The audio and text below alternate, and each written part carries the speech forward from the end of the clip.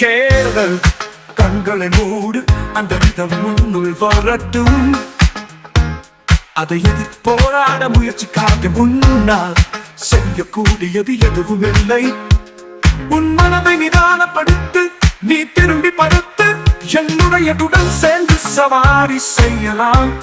நீ அந்த வெப்பத்தை உணர வேண்டும், நாம் பூமியை சவாரி செய்யலாம். அந்த அன்பின்